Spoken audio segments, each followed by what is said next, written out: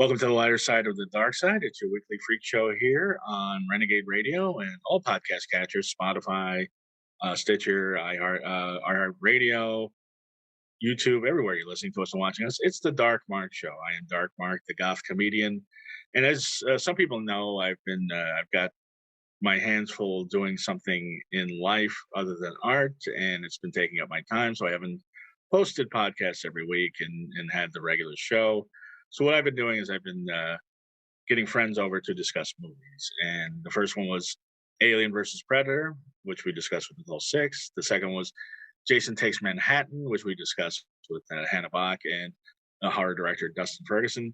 And in the great tradition of Alien versus Predator and Jason Takes Manhattan, we're actually going to be discussing actually a movie that one of my favorite movies that I went and saw last month with this person. You know them. They have been on the show before.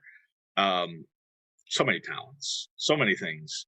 Dancer, psychic, comedian, model. What else do? You do so many things. A multimedia artist. It's L.Faunt. Yes. Hi. What did I leave out, El? No, you covered it. I was about to say multimedia artist, but you got that too. So right. And I recently shot a music video just because I was asked to.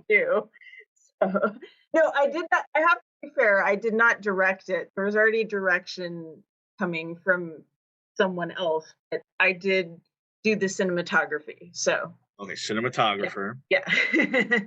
Comedian, dancer, actress, mom, actor. Excuse me. So.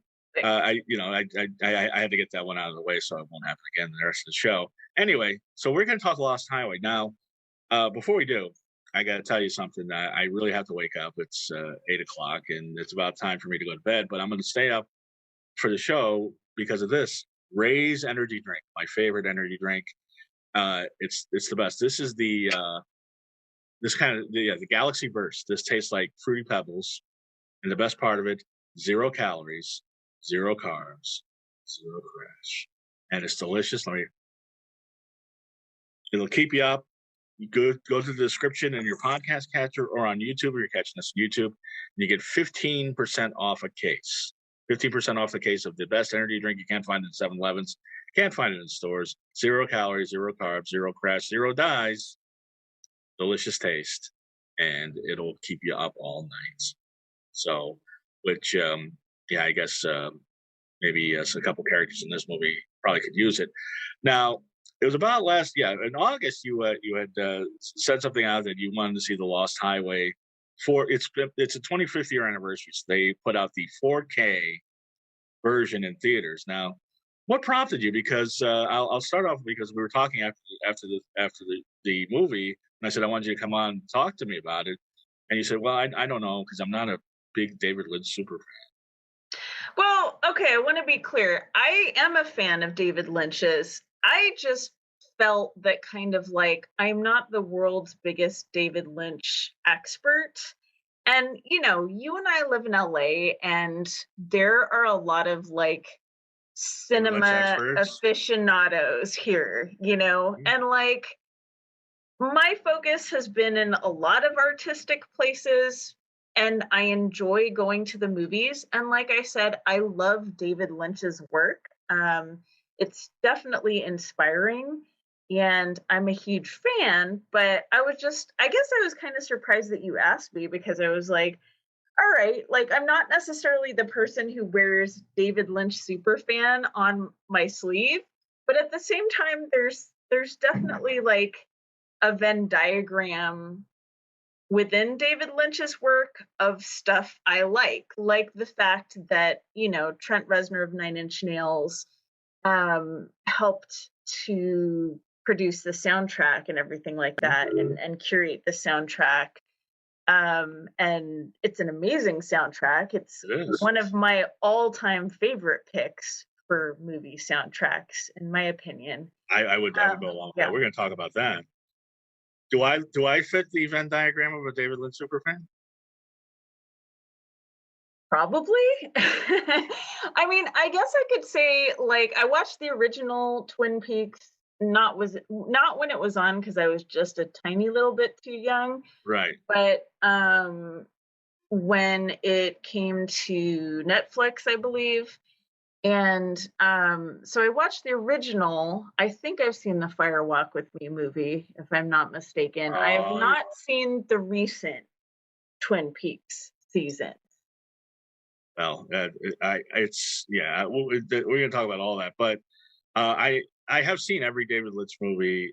I don't know if I qualify as a super fan, but I've seen it except for the Straight Story. I've seen them all. Oh, I have a story about that. Oh, please. So funny story. That same night that you and I went to see Lost Highway together, Hmm. I peripherally kind of invited another friend of mine along because I know he's into David Lynch's stuff. And it was that evening, just a few weeks ago, like sometime in August, that he Hmm. told me about the movie Straight Story Right. and that it existed and that David Lynch had tried to like put together some PG rated movie for Disney. It And was I actually was like, G rated, if I recall yeah, correctly. yeah. And I was like, this is a joke, right? Like you're making fun of me right now because you don't think I know about David Lynch movies. And he was like, no, this is real. It's on Disney Plus. Hmm. So shortly thereafter, my partner and I tried to watch Straight Story. Unfortunately, we did not make it all the way through. I think we got through like roughly 30 minutes. Um, the beginning definitely kind of dragged. Okay. It was not an engaging watch, and like for the attention span that I know kids have nowadays, Right. I'm like, okay, I I don't know that this was for kids. I think this might have been for people coming down off drugs in the 90s. Well, I don't think it's for kids or people coming off drugs either.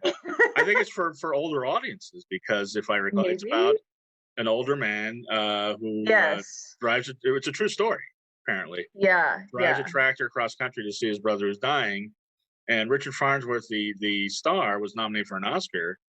And apparently, I hear it's really good. But I don't know if.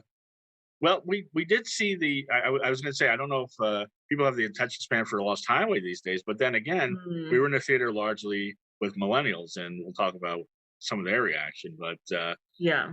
no, I'm glad because it literally is one of my favorite movies. It's my favorite David Lynch movie. I know you prefer Blue Velvet, and that's definitely up there. But I mean, I got to be honest. I'm going to piss off all the David Lynch super fans right off the bat and declare myself not the super fan because I've got to be honest. I like scenes of Eraserhead, but I don't like it as a movie. I have never gotten around to seeing that one. So It's a unfortunately rough. I It's can't. a rough one. Yeah. Yeah, it's a Okay. rough. It's. I mean, he filmed it over several years, Hmm. and and like I say, there are scenes that are really good, but there's no story. Mm, And I mean, there is a story, but it doesn't hold together in my opinion. But okay. there are some scenes that are great. I do like the Elephant Man, which is his first studio movie. I think that's really good. I've heard It, good things about that one for sure. Yeah. yeah, but that's even though that's mainstream, there's some weird surreal touches to that. But the performances are great. Dune sucks. Blue Velvet's great. Yeah, actually, that's another thing. I don't think I've ever made it 100% of the way through Dune. That's another rough one. Yeah. And I'll be honest, I saw the new Dune, and wasn't that engaged with that one either. I mean, Okay.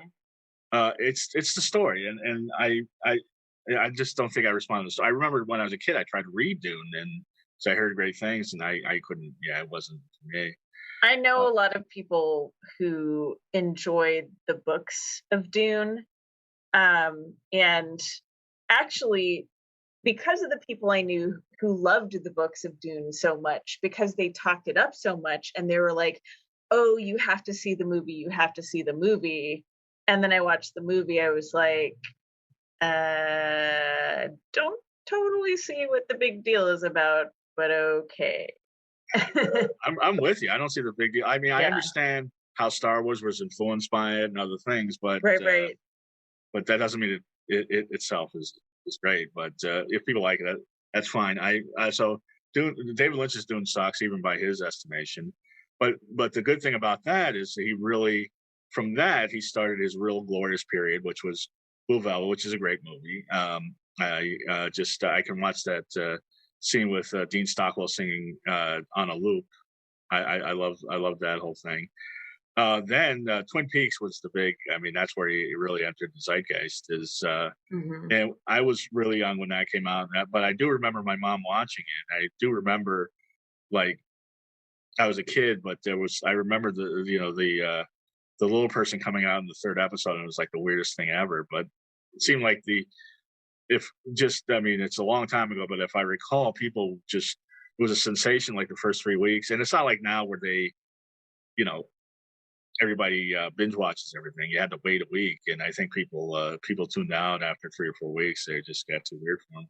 Yeah, weirdly enough, it's like I said, I never watched it when it was like live in real time being broadcast. But my mom used to go visit this like elderly Romanian professor in like Garden Grove. Mm, And she would bring me along with her, and he would have like these stacks of TV guides right, that he had in his apartment. And so my pastime, because this was like pre cell phones, tablets, obviously, but my because that's what we had to do pastime, was TV guide. right, my pastime while she was visiting with him was reading TV guides. And like every TV guide was just rabid about Twin Peaks this, Twin Peaks that. That's what I remember from that time period. And Twin Peaks was very influential on a lot of things. Obviously on style, Hmm. which is a lot of retro style. But I mean, all the shows that came out of it, Northern Exposure, the Picket Fences, and a miniseries Wild Palms, which I'll get to a little later on because there's some weird stuff going on. But and then and then he did Wild at Heart, which I don't like. I Hmm. don't like that. But it's Nicolas Cage. I'm not a big. If it's Nicolas Cage, he stops the movie and it distracts every time I watch it. But Yeah. there are scenes in there that are great. I think William Dafoe, Crispin Glover, Sherilyn Fenn, like are really good, but they're not the main characters. So, Gotcha. are you Yeah. ever too wild at heart? I no, I don't think I've ever seen it.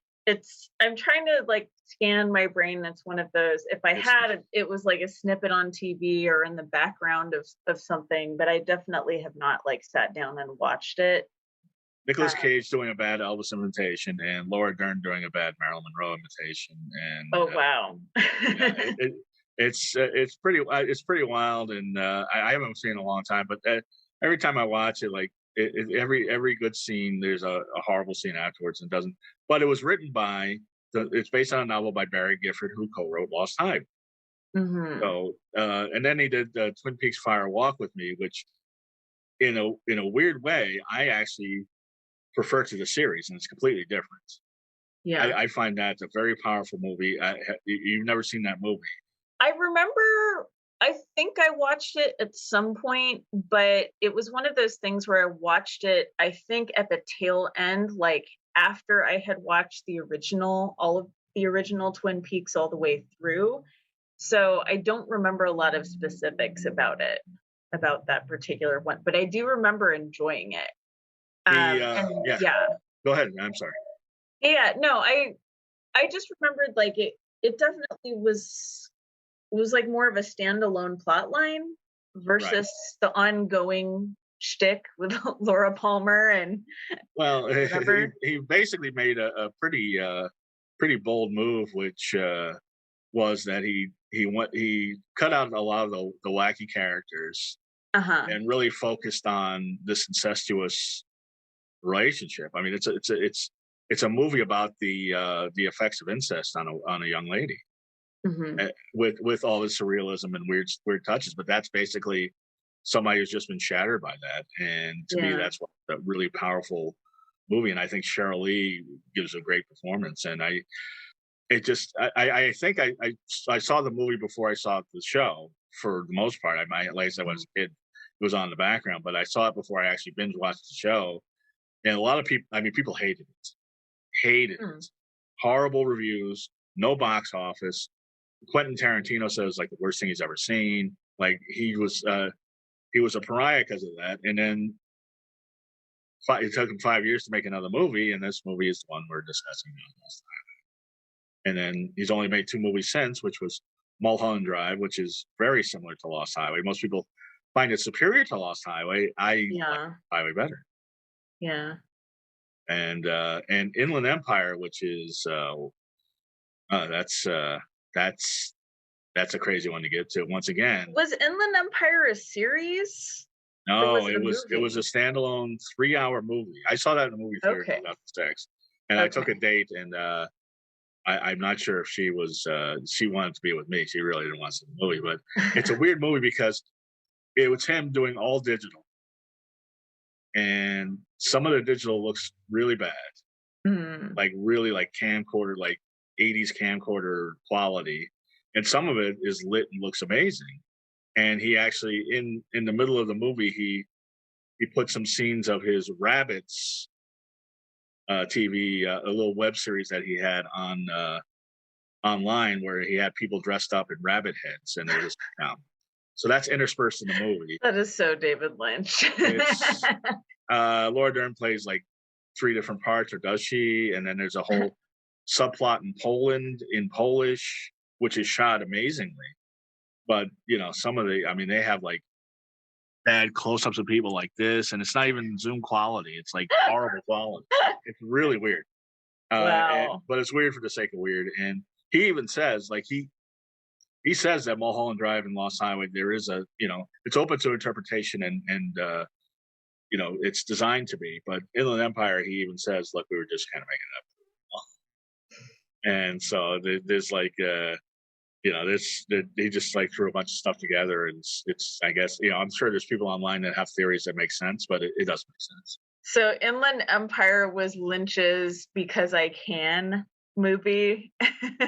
It was yeah, it was the well, Because I Mulholland Drive can. was a big hit. I could do whatever I want. But basically, he was just like, he had friends over, and he would like, you know, he had like these little, I guess he would just write out some certain scenes and have them perform, and Laura Dern would come over, and you know, and just all these people that he's worked with would come over, and he would do these scenes, and then just kind of cobble them together. I think if I had to guess, I think he was working on something, and the whole Polish thing was a real movie, and then he kind of I don't know, like the whole thing starts.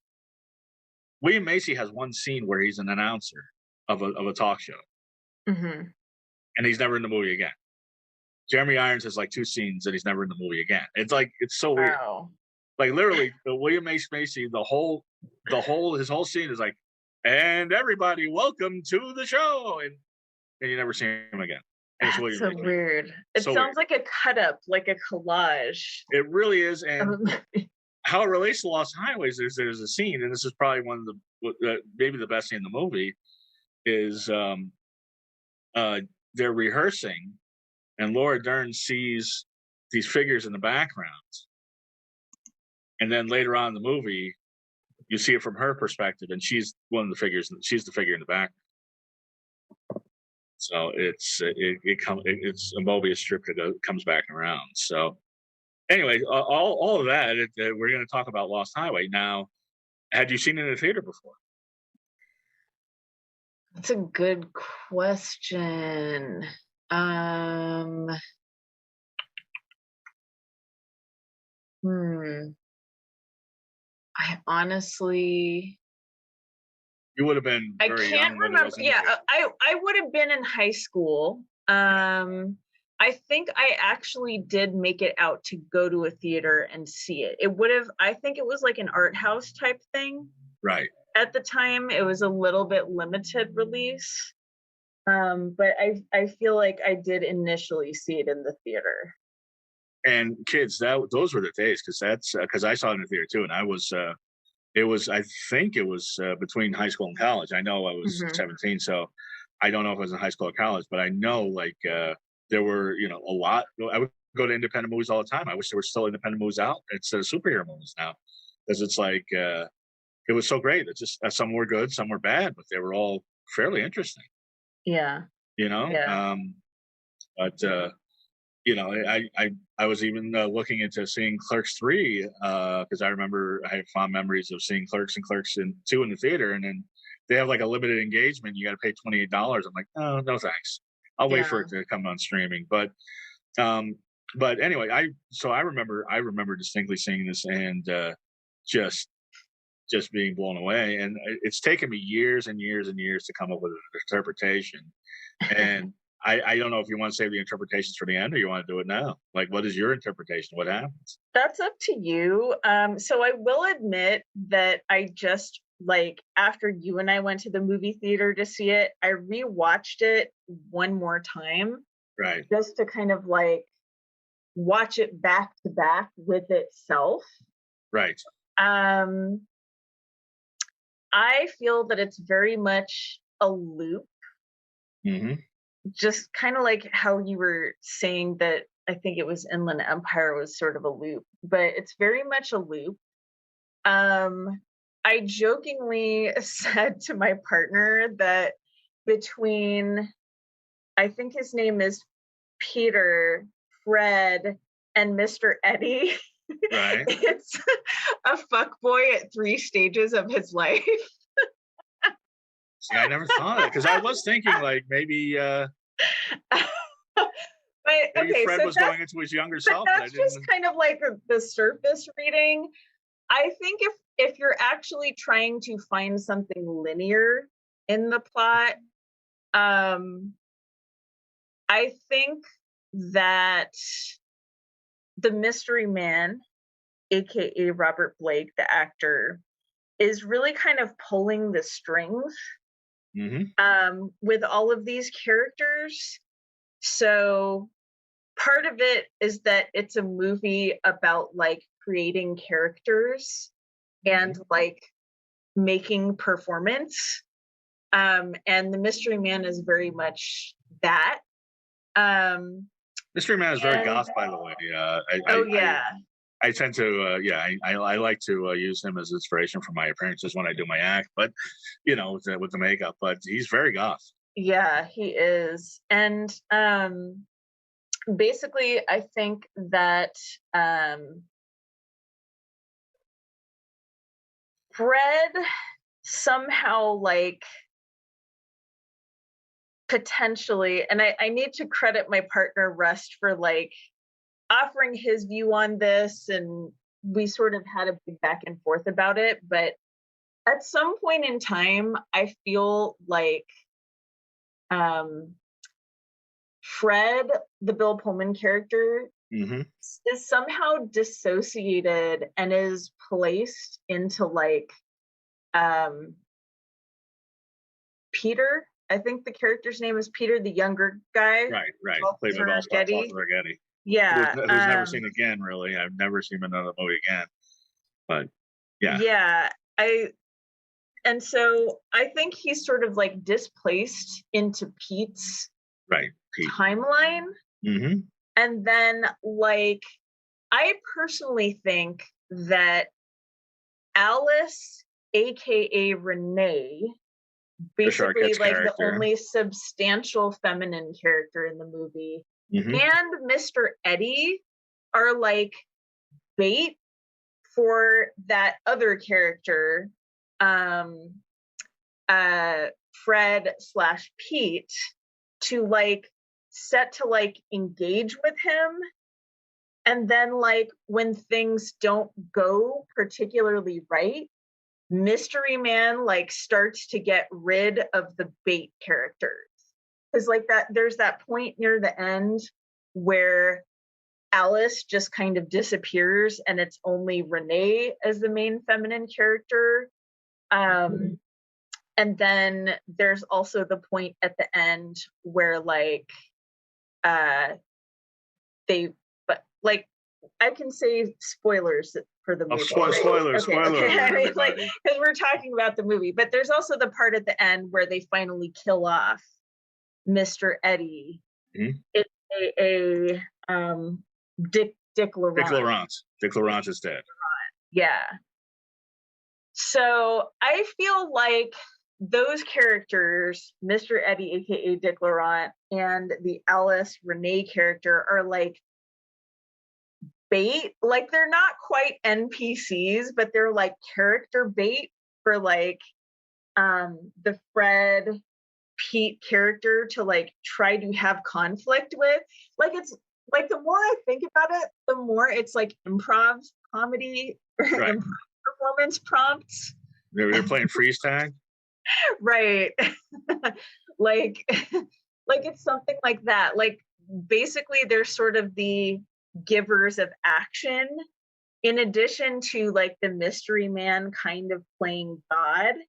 Mm-hmm. My partner also suggested that like there could be a vague theory that the mystery man is specifically some kind of vampire because there's a lot of tableau of like the various dead characters like covered in blood, or when there's that kind of tableau of I think it's towards the beginning with Renee's like body looking all mutilated and murdered and stuff like that. Mm-hmm. um so it's not, it could be argued that it's not necessarily just that like mystery man is some kind of trope to represent movie director, but that he is potentially vaguely like some type of like menacing vampiric creature, which if you're gonna make a comment on like directors and people in power in Hollywood, Mm-hmm. like that still kind of tracks. Like I could see David Lynch maybe being like, "Hey, get it?" Like, Well, about all that kind of thing. that's, I mean, kudos to us for these interpretations. And this is what's great about the movies. 25 years later, nobody really knows. Yeah. And Well, and it's sorry to interrupt, but I know like after you and I got out of the movie theater a few weeks ago, you and I chatted about it. And like at that time, my theory was a little less intricate than what I just said. My theory was just that um Fred, the Bill Pullman character, was a murderer and he experienced a very complex dissociation right. where at some point in time when he was on death row, he like dissociated and thought he was this young man basically, but that was his sort of like mental escape from his imprisonment like situation. um and basically kind of like the second half of a movie is basically like just his dissociation from his given situation. Which David Lynch has actually said it is a psychogenic fugue, or also known as a dissociative fugue. And Oh, okay, good. So one yeah, of so those. you were right the first time. But I mean, that's my interpretation, although it doesn't explain everything. Now, things that aren't really explained are, and I've heard other theories on this. In that, remember the gruesome scene where the doctor, who kind of resembles Dr. Mengele in the way he does it, throws down some sleeping pills to him, Mm-hmm, and then he'll sleep now. The theory is, okay, that's when the dream starts, mm-hmm, and then mm-hmm. he becomes. And then I was thinking about it. I'm like, is Balthazar Getty his younger self? Was that him when he was a young man? And or Gary Busey is Gary Busey's father? Mm-hmm. And then I never even thought about Mr. Eddie being the old man that he will be or he never will be. Although it seems unlikely that he would go from being a saxophonist to a mafia don, but or whatever Mr. Eddie is. Right. Well, I guess more abstractly, I was thinking of that part of it as being like when you go back to my commentary about like a lot of it is very like wink wink nudge nudge from David Lynch about, oh hey, aren't directors assholes? Like aren't, powerful, aren't writers assholes because we like put all our characters through this stuff, Mhm.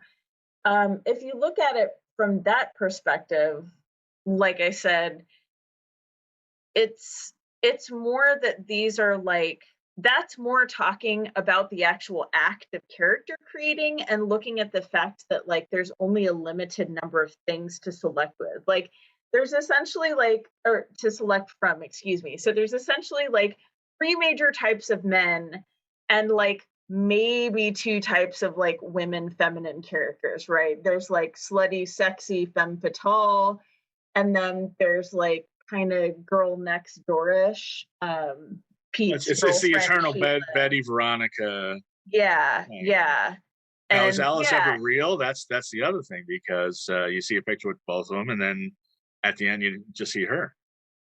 right. Like that's a great question. I don't I don't have a theory either way on that one.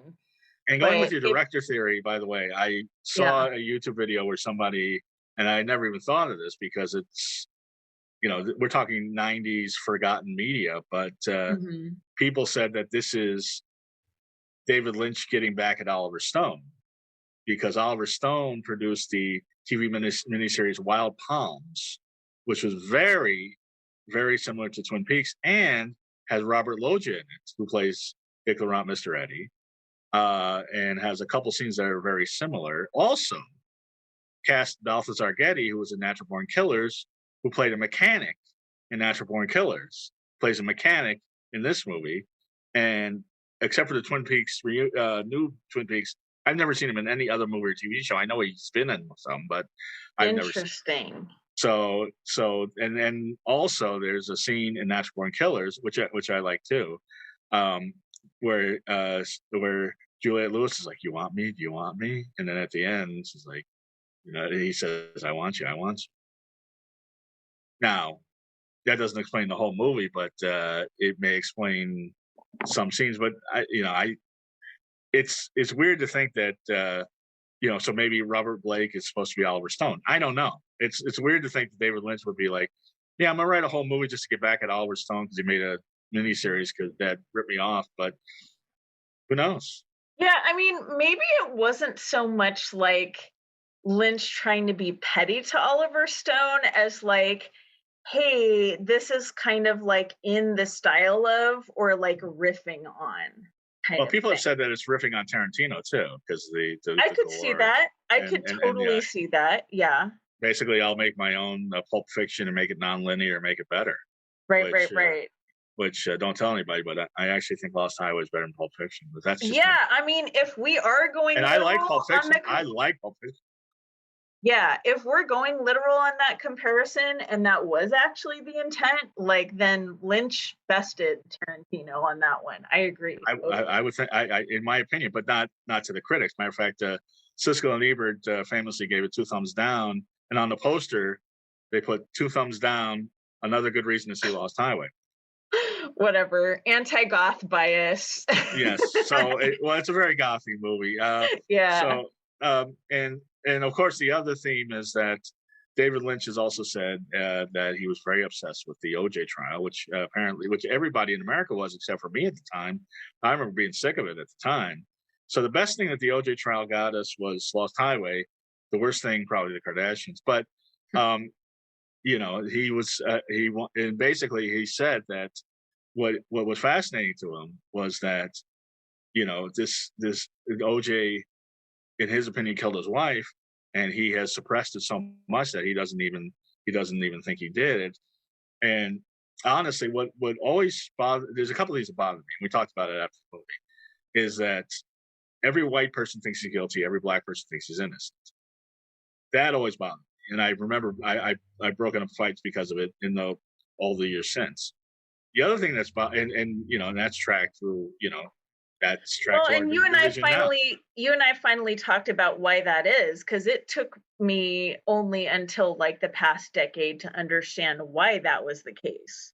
Even though, yes, OJ was a wealthy and powerful black man, like I can understand why, your average black person, and of course, not everybody has the same opinion or is a monolith, but like I now understand with all of the bias in policing and corruption in the LAPD and all of that, I now understand why that is the case, what you described, that a lot of Black people did think he was innocent. Well, and this, I mean, and I don't want to I really don't want to get into the OJ trial, but the Yeah. police, whether you think he's guilty or not, admittedly planted evidence. Hmm. One, two, what I've always found odd about the case, and I've talked about this to Black and white people, and nobody has an answer to this. They never ever considered another suspect. His his son, his best friend, and Marcus Allen, who had an affair with Nicole, all fit the same description. They all drive the same exact car. And I just Hmm. recently watched a documentary, which was interesting, and it could be bullshit, it could not be, but it was interesting and laid out the case that OJ ordered her murder and actually named the guy that they said committed the murder as a white guy who was in jail, and he confessed to it on his deathbed. Like he hired a hitman. The reason that there was some blood on him was because he was there, but he didn't actually do it, which is plausible. Interesting. But I don't know. I don't know enough about it. I don't know all the evidence, and I didn't follow it. I was sick of everybody. It's like today. Everybody talks about Trump 24 hours a day. Everybody's talking to OJ 24 hours a day back Right, then, right. and it's like there's other things going on. There's more interesting things to talk about, like Lost Highway. Exactly. And the ironic thing about the movie is the next big celebrity that had a murder trial was Robert Blake, which you were not aware of this when we I watched was the movie totally until I talked ignorant about it about that. afterwards. And yeah, what's interesting is like when you told me that as we were coming out of the movie, I was not aware of that. But what's interesting is that in my head, I had mixed up Robert Blake and his trial, which apparently occurred like through most of the 2000s, It was original. with somebody pretty high profile who was a murderer and was actually convicted in criminal court. Will Um, Spector?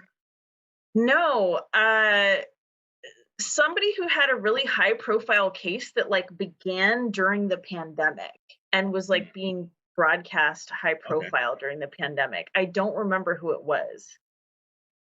But Um, yeah, so that's the ultimate irony. There's yeah. Robert Blake never did a movie again. Obviously, he couldn't get a movie now, but then there was still like 5 or 10 years after this movie. Mhm. I shouldn't say this, and also the theory is that he could be a vampire, he could be a director. I've also heard say he was pure evil. That's why he could be at two places at once. Mhm. He was at the guy's party that was the porn producer, and he was also at his house because he's pure evil. Right. But his performance gave me chills. It still gives me chills every time I see it. Just every time he's on screen and starts talking, it's like ooh, Oh and yeah, it's and it's very eerie. And I mean again, what you just described with him being in two places at once, because I considered that too. Um, for me, that was more just like ha ha ha. I like to me that was more supporting like the ha ha, I'm the director, I'm omnipotent. Like right. I can be anywhere my characters are Hmm. because I can, because I made them. Like you're literally God, you know? So So yeah, apparently, and David Lynch was a fan of his acting. He was, if he's a guy that's before our time, but he right, was right. Beretta in the '70s. He was a big star. He apparently in Cold Blood, which I've read the book, I've never seen the movie. Apparently, he's amazing in. And I remember when I was a kid, he played Jimmy Hoffa in a TV movie. And I've seen Jack Nicholson and Al Pacino play Jimmy Hoffa since, and I thought he was better. But Mhm. I mean, his performance is creepy, but it's like doubly creepy now that he's like he could be a murderer. Although I looked into the case, and there's not. I would say there's no smoking gun, but there was gun residue on his hands, and he went to the restaurant to Mhm. get his gun, which is a weird defense. Yeah, But that is the weirdest defense I've heard. but Like, how he got off apparently is that they said that there was another gun that ballistics matched to the bullets, and that mhm. wasn't it. So I don't know. He also had motive because apparently they were about to get a divorce, and she got pregnant when he didn't want her to, all sorts of things. So I don't want to Interesting. get into it, but I Okay. honestly, it's and David Lynch also says his favorite scene in the movie, which is kind of laughable, kind of not. It's kind of creepy and laughable at the same time. Is when Patricia Arquette turns around and it's got Robert Blake's face on her body. And Yeah. And which that's like a blink if you blink and you'll miss it moment too. oh no, I noticed it every time. Yeah. So, but just I want to. So it was his last movie. It's Richard Pryor's last movie. Obviously, he was on his last legs. And Jack Nance, who played Eraserhead, was the old guy in the garage with the mustache who was turning off the radio. It was his last movie. He Interesting. died in the weirdest way because apparently somebody noticed he had a black eye one day. He's like, "Oh, I got in a fight at a donut shop," and then the next day they found him dead, like just an aneurysm. So Wow. very strange. But he was in he was in every David Lynch movie until he died. So and then they brought him back in flashbacks for the Twin Peaks miniseries. But Bill Pullman is an actor I liked a lot. He's very subdued in this movie because I've seen him go really Mhm. crazy in movies, but I think he's good in the movie, and I've always liked him. Uh, except for Spaceballs, he just sort of doesn't register in Spaceballs. But Serpent and the Rainbow and other things, and a movie that was directed by David Lynch's daughter, Surveillance, he's really good in. But he was an this is coming off Independence Day, so that he was the big star. Probably got the big movie financed. Right. What do you think of Bill Pullman? I like him as an actor also. Yeah, I couldn't recall a lot of stuff that he was in aside from Independence Day, but that was randomly a movie at the time that I saw in the theater a bunch of times in a row just because I think it came out like the summer between middle and high school and it was like bored teenager syndrome and so like me and And my Jeff friends just Goldblum's in it. You know, yeah, me and my friends just kind of like stayed in the theater and like watched it a few times, like, yeah, back to back, I can't remember, a but huge hit.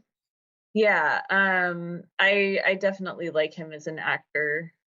This was kind of the peak of his popularity at Mhm. Independence Day, and he was in that Sandra Bullock movie, and then he was also the year before this movie. I think he was in a movie with Ellen DeGeneres' big movie, Mr. Wrong, which prompted every hack comedian to the. Of course, he's Mr. Wrong. She's a lesbian, you know, it's that kind of thing. So, which I've never seen, but Oh my god, yeah, no, I didn't see that, like yeah, I remember him at the time just kind of being in a lot of movies of seemed like different types of genres, yeah, you he know? pops around. Yeah, I mean, when Yeah, you go from Spaceballs to Serpent and the Rainbow to Independence Day to Lost Highway, you're yeah. bouncing around. Yeah, and of course, I'm a huge fan of the movie Spaceballs, so, like, Are you he really? could have he could have just rolled out of bed and done that movie, and that would have been fine. Oh, yeah. Oh, I didn't I know used that. to be able to quote it from, like, at least 50% of that movie. So I totally dissed him in Spaceballs, but you liked him. Yeah, he was a little bit of, like, a straight man in Spaceballs, right? Yeah, he was like too much of a straight man for my taste. Yeah. But yeah, While You Were Sleeping was a big hit. He was in Uh-huh. Casper. I forgot that. Casper. He's in Casper. I'm looking through his, and then yeah, he's sort of, yeah, it's sort of downhill from there. That was kind of his peak was the mid, 93. He was in Summersby, Sleepless in Seattle, which I've never seen. Malice, Mr. Jones, The Favor, Wyatt Earp, While You Were Sleeping, Casper, Mr. Wrong, Independence Day, Lost Highway, and it kind of goes down from there. But Patricia Arquette also big mid '90s, and this was at her Yeah. peak. But she was in Nightmare on Elm Street 3. We all liked that. And then she kind of fluttered around. And True Romance was a big breakthrough to me. And then she was in Ed Wood. True Romance, she's great. Ed Wood, she's great. And Flirting with Disaster, she was great. Lost Highway, and then Stigmata was a big hit. And then sort of she was in Little Nicky with Adam Sandler. Okay, I don't remember that, but and then she kind of honestly sort of floundered until Boyhood won her the Oscar. But I've always liked her. Mhm. Yeah, I mean, she's great and like very much like awesome sex symbol in this movie. Patricia Arquette always has these heels on, these huge heels. Mhm, Even when she wakes up in the morning and gets the paper, she's got these huge clunky heels on. mhm. Is that his imagination idealizing her, or is it she just likes big clunky heels? And she's a short actress, I would imagine. That's probably the practical reason for wearing Yeah, that one's hard to say, but that goes back to my theory a little bit of like there are only so many types of like feminine and masculine characters in this movie, and that one female type is just very sex symbol, very high femme, you know. it. It's weird in 2022 to see this much nudity in a movie, sex and Mm, nudity. I think I remember talking about that with my partner when we rewatched it recently. It is kind of verging on the gratuitous. Yeah, it's like, all right, like here's some There is some slow titties. motion booby action, Yeah, yeah, and it it's very indulgent in that. But you know, at the same time, like I support the normalizing of human bodies. Like I think yeah, but it is coming from an interesting place, and kind of a when it's a male director, it's you always have to wonder a little bit. But yeah, I guess you're right. Like it's that is it's unusual. it's not unusual to see it at home, HBO, Showtime, Game of Thrones. You see sex Right. all the time, but to see it up on the screen, it used to be the norm. I mean, I guess in the Yeah. '60s when the Hays Code went out, just there was nudity. '60s, '70s, '80s, '90s, 2000s a little bit, and it just kind of Right. stopped. Right. Like remember when like even 80s movies that were just R-rated had like gratuitous like PG toplessness? movies, PG movies had gratuitous topless scenes. Yeah, yeah. And then, like, I remember, like, Basic Instinct, everybody loved it. I mean, it's Oh just crazy yeah. stuff. And then I just kind of phased out. I don't know. It just, Yeah. but it was weird Huh. because, yeah. So I know people tittered at some of the nudity and sex. Yeah. Some of these crazy kids these days. Yeah, I know. These kids are more uptight than we were. No, they are. But anyway, my favorite Yeah, Arquette, although it's I did meet Alexis and she was very nice, but Patricia Arquette, as far as acting, is my favorite. yeah.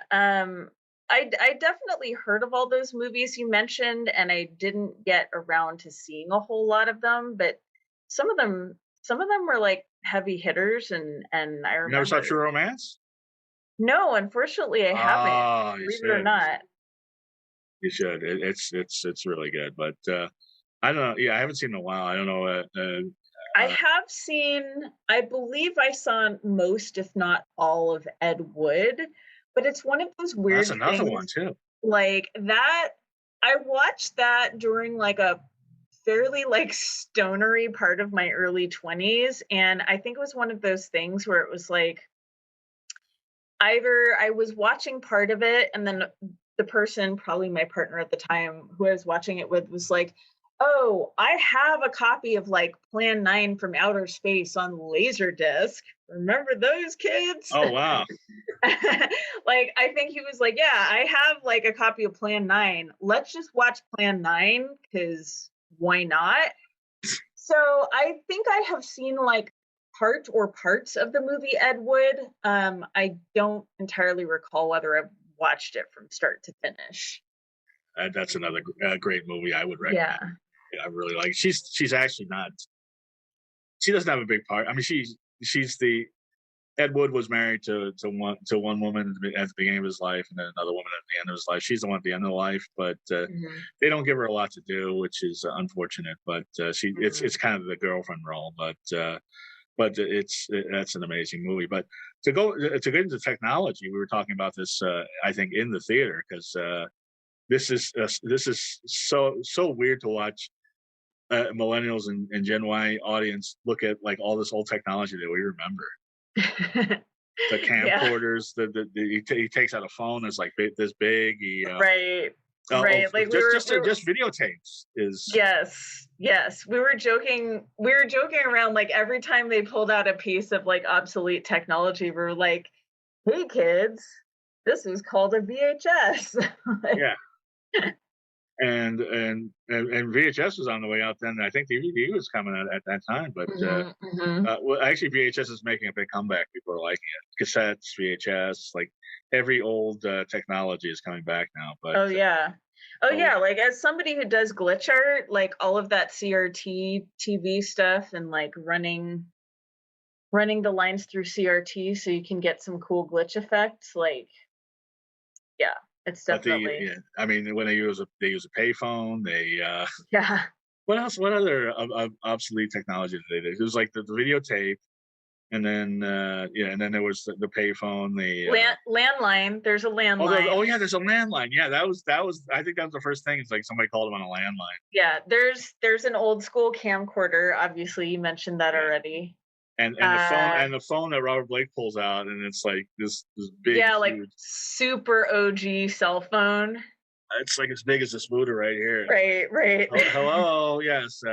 Right. How'd you get my house? Yeah, Lighter yeah. reads. Yeah. Anyway, but it's a yeah, it's a big.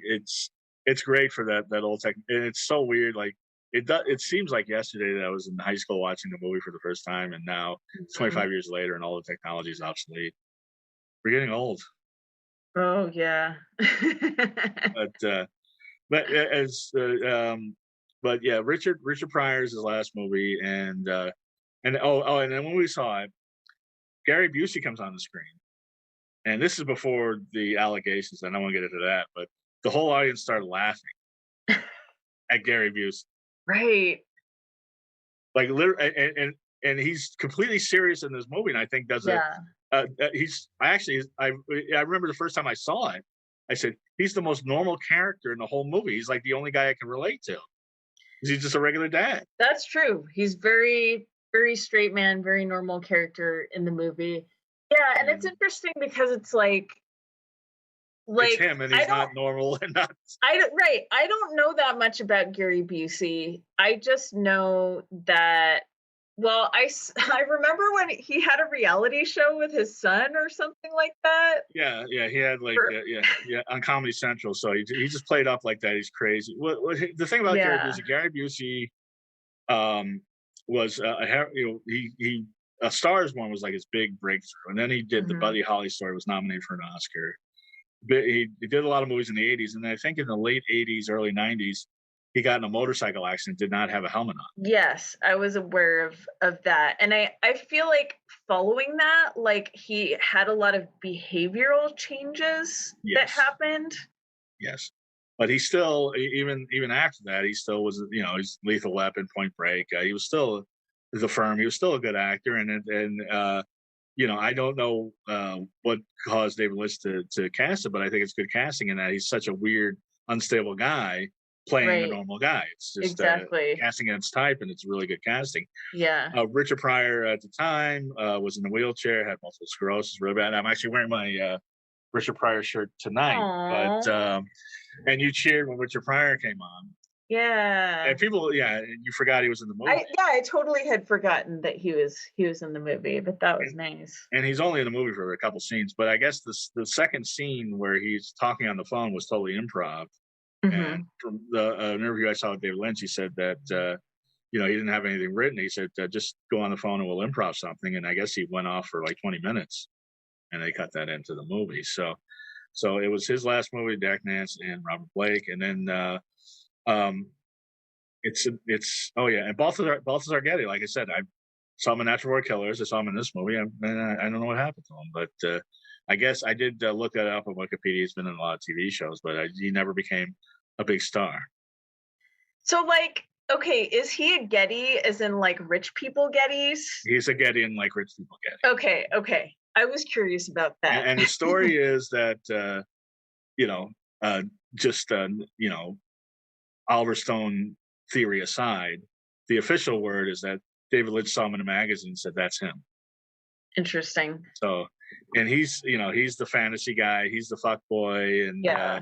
and the cops following him around every time he's having sex with all these girls. Right, right. It's They're like, "He hilarious. gets more pussy than a toilet seat." Which I don't even get that line. I know you get more ass in the toilet seat. Does the toilet seat get pussy? I don't know. I don't know. I don't know. Anyway, But those cops, I love those cops. I love the. It's a '90s movie, so Henry Rollins has to be in it. So he makes it Yes. different. But I think the guy that's the other prison guard that finds Balthazar Getty, his delivery it was hilarious to me. Yeah, those Fuck two me. characters. Those Yeah, two characters are really funny. yeah. At It is, first, I don't think I know it's not him, but at first I thought the other prison guard was Flea. It's yeah, not though, that would have right? been weird casting. And then, of course, you booed when Marilyn Manson made his brief appearance. Yeah. And which we're going to segue into the soundtrack now because he's on the soundtrack. But Right. his Yes. appearance as and he's only in it for like 10 seconds as a porn star who apparently gets killed because it's a porn snuff film, which Right. when you're jerking off, you really want to see somebody dying. But but I Yeah, no, guess some people I think for that portion of the movie, David Lynch just went up to Marilyn Manson and was like, "So what do you like to do in your free time?" well, could be, and then and Twiggy's in there too. Twiggy Ramirez, the Yes. bass player for Marilyn Manson, who was problematic himself, but Yeah. and like I said, you didn't know about Robert Blake. I told you, and Yeah. I didn't even want to get into Richard Pryor and Gary Busey because there's things I know that I don't know if you want to know. But Right. basically, everybody in this movie is problematic, and David Lynch has been married and divorced like 5 times. He's got 5 different.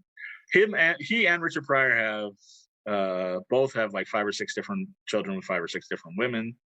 David Lynch was married to the editor of Lost Highway at the time Interesting. and divorced her. And yeah, he's got kids with 5 different. It seems like every decade he marries somebody new and has another child. So he's quite the fuckboy. David. So if you ever want to know my definition of a manther, David Lynch is a manther. That is that criteria probably qualifies.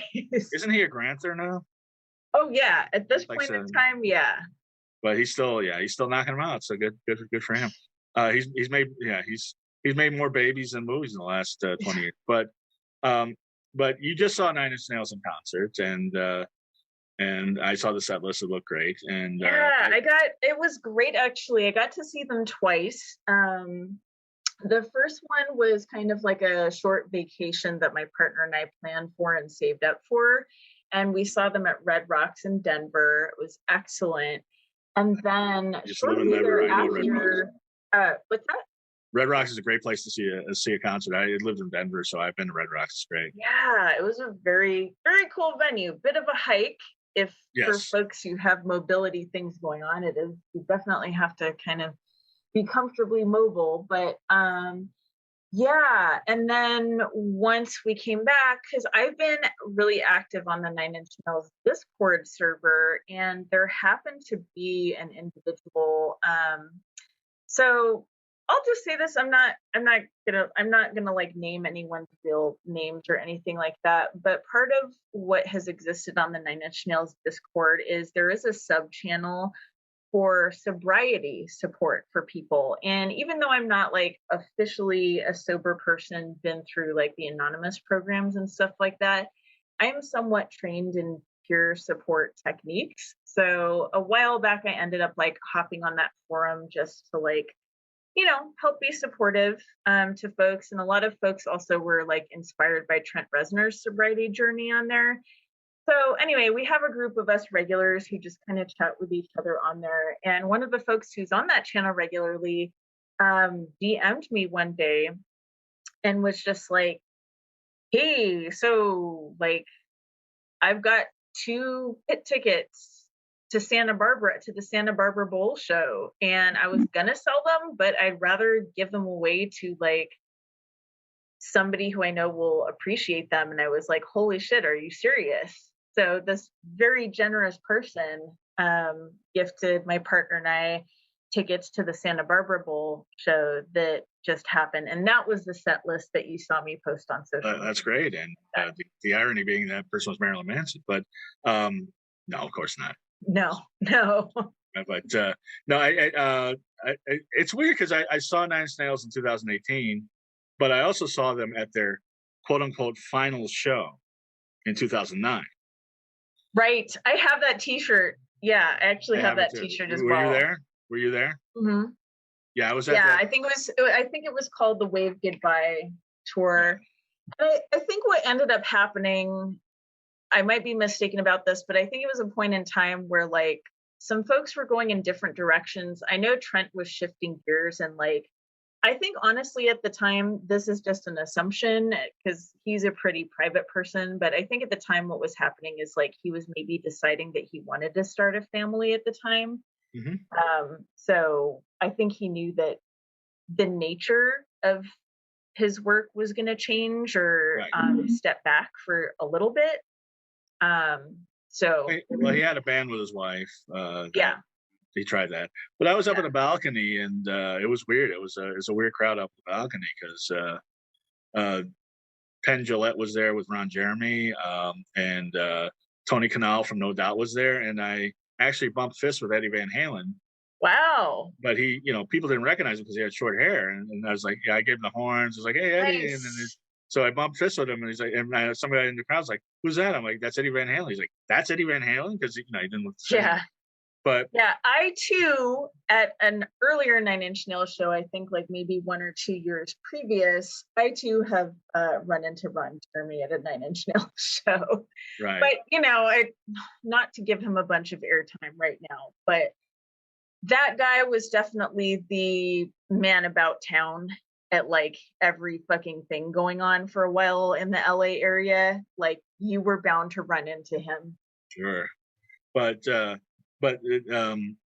my whole point is that that show was like 3 hours, and they had so many guests: Gary Newman, Dillinger, Right. Escape Plan, all these. When I saw him in 2018, it was like it was weird because it was a small show at the Hollywood Palladium. Hmm. We Uh, were at that one too. Yeah. yeah, so I'm like getting pushed around, and it's like it was like I don't know. After seeing the grand finale, it was just a little bit of a letdown. But this soundtrack is not a letdown, and that's a lot to do with Trent Reznor, beginning with the David Bowie song that begins and closes the movie, "I'm Deranged," which I think is great. Oh yes, that's Oh, just yeah, like how secrets that travel.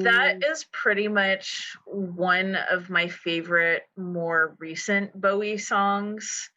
And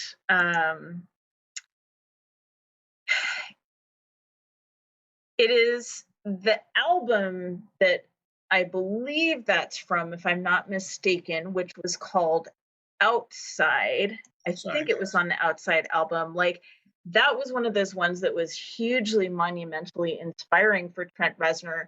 And Nine Inch Nails actually has a song called God Break Down the Door that Mhm. like you can clearly hear the continuous line from that particular era of Bowie to this somewhat more recent song of Nine Inch Nails. Like it's clearly just kind of like a tribute song, and it's beautiful. Well, And they toured together yeah. around this time too. Nine Inch Nails and David Bowie. Oh yeah. And I'll be honest, I've seen if you ever see David Bowie singing "Hurts" with Nine Inch Nails, Hmm. it makes Johnny Cash's verses sound like a piece of shit. I got to be honest in comparison, but that's just me.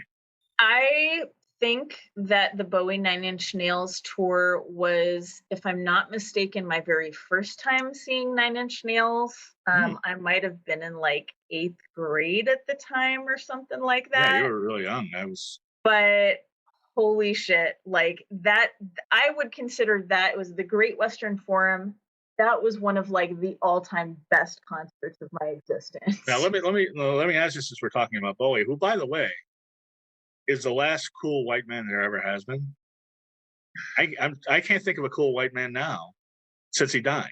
Like everybody, like if he walks into any room, people are like, okay, that dude's cool, just effortlessly. Like Johnny Depp was cool at one time, he's not cool anymore.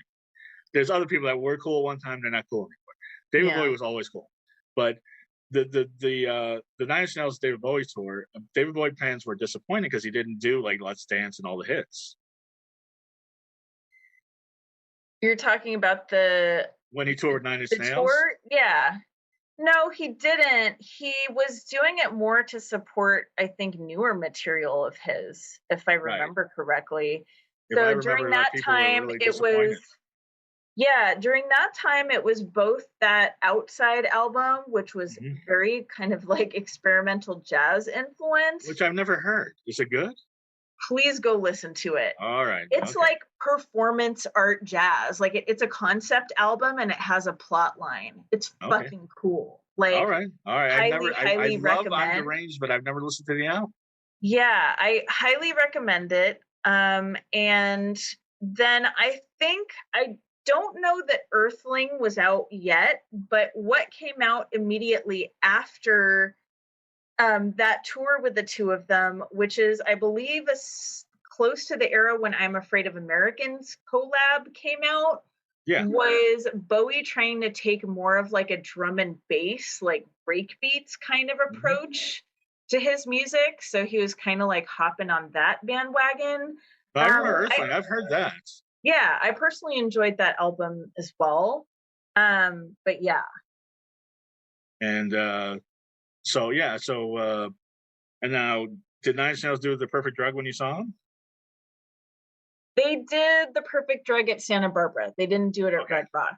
All right. Yeah, they're making on this tour, they are making an effort to really change it up. They have some anchor songs Hmm. every night, like Hurt is definitely closing every night. And what they do with the lighting setup for Hurt is just like beautiful. But they are really trying to change it up every show, which I think is great. Well, I was envious because I saw the track list and there was a lot of fragile material on there, and that's my favorite. Yeah, at the Santa Barbara show, they did a really decent chunk of songs from Broken through the Fragile, and Hmm. that's the peak of their work in a lot of ways, and I really appreciated that. Fragile is like one of my faves. So And another song that I really like is probably, I would say, if it's not my favorite Smashing Pumpkin song, it's in the top five. Is I. yeah, it's definitely like iconic. Like when I think back to that late 90s era, I think of that song, but I also like it because for the Pumpkins, it was very like goth and synth, and it kind Yes. of was this like doorway into, I believe not long after that they made a much more synthy album. Right. Well, Um and when they were big, Siamese Dream, Melancholy, and they were all over radio and MTV, and I think just getting into high school. I wasn't into them. I didn't get it. When Adore came out, which was the album right after this that you're talking about, then I got into them a little bit. And really, after they broke up, I started listening to the old albums. And I'm like, it's really good. yeah, So, yeah. but yeah, Ava Adore sounds almost like but I think I was good. And I don't know if Trent had any hand in that song, but it kind of sounds like he could have. I mean, it sort of has an industrial sort of thing. And I've heard in goth clubs, by the way. Oh So yeah, so have I. they throw that So out every have night. I. They throw that out, but it's definitely it's a lot of people's favorite Smashing Pumpkin songs. I know a lot of people that like that song that don't like them, but they like that Mhm. one. This Magic Moment by Lou Reed, I'm not a Lou Reed fan, but it does fit that scene. Yeah, it it's kind of, yeah, it was a good choice for that particular scene, and I do actually like Lou Reed's music.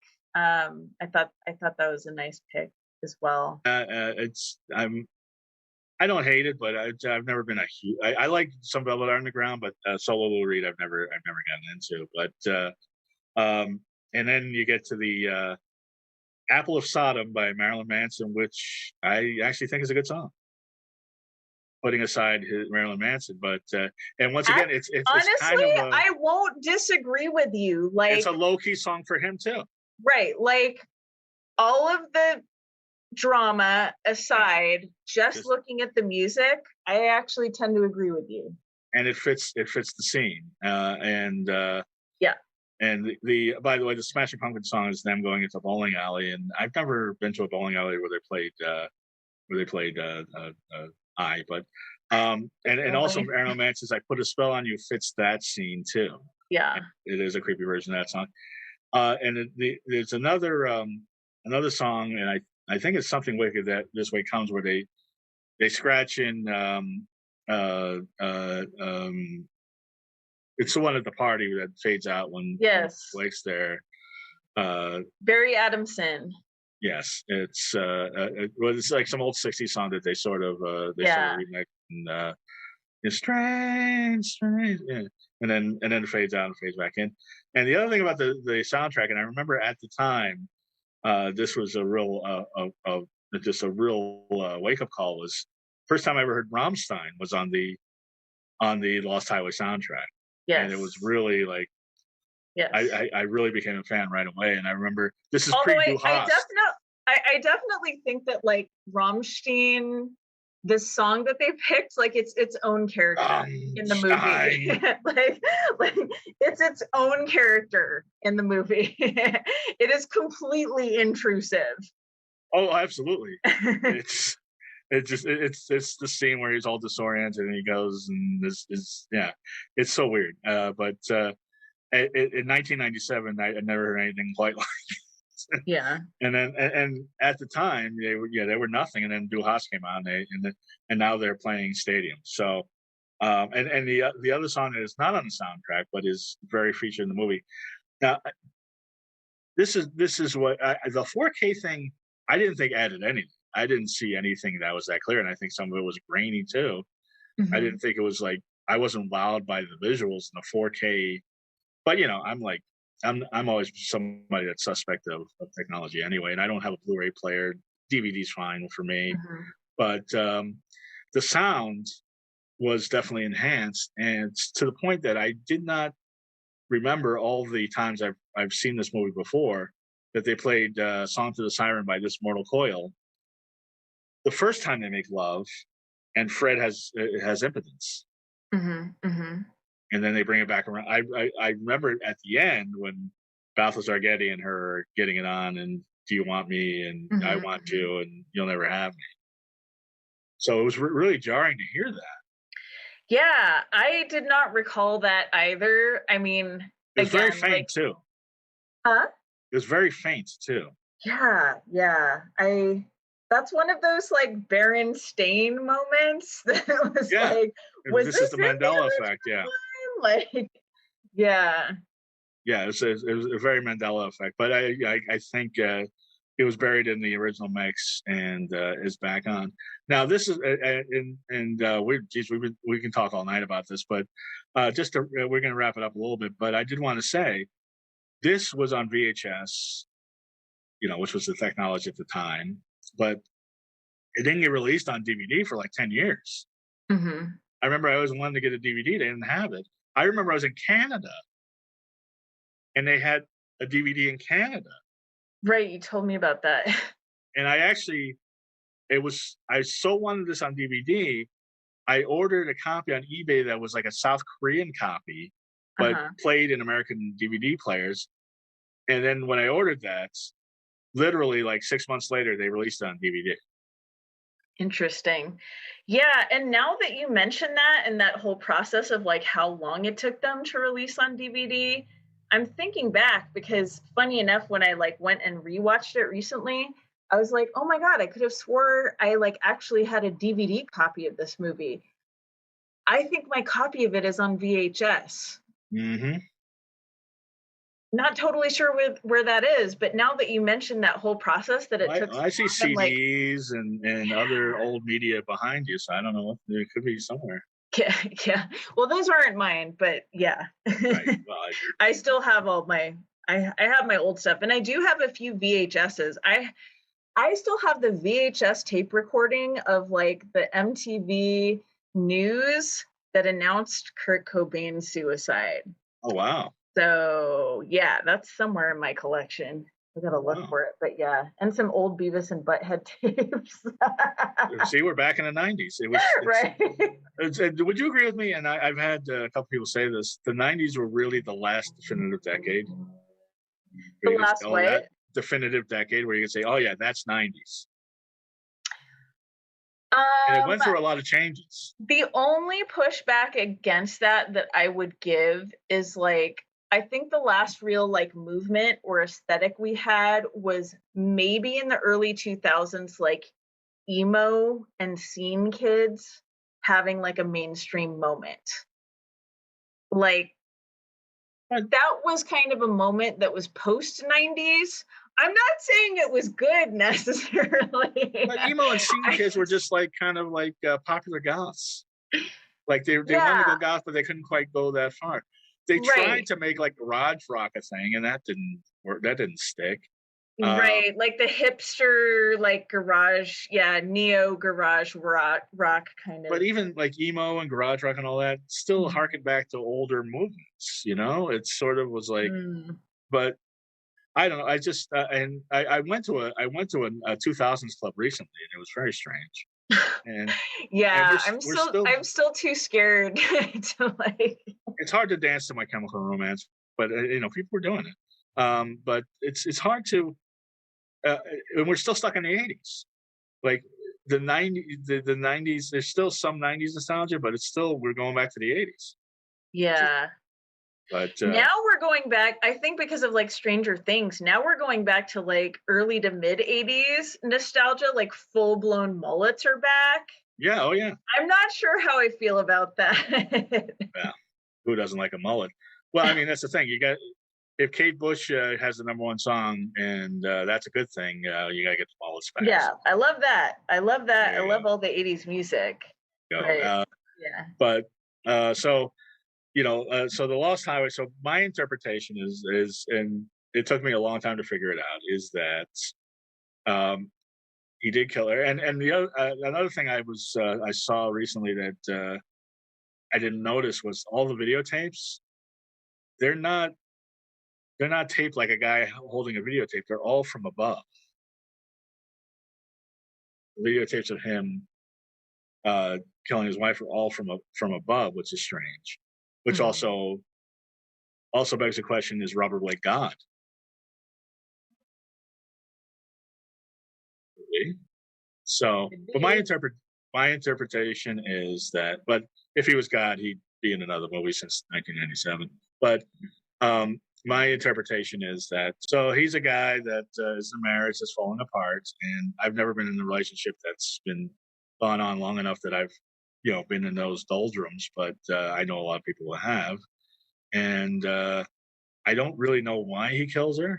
It's That's not really explained, but he kills her, he goes to prison, and then the second half of the movie where he turns into Balthazar Gargetti is his idyllic life while he's waiting for the electric chair, and then at the end when his head's shaking he's dying.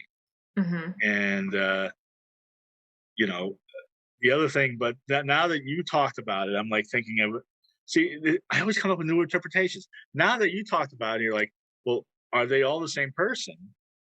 Is Balthazar Getty, Bill Pullman, and Robert Loggia, who I didn't even talk about, but he's great.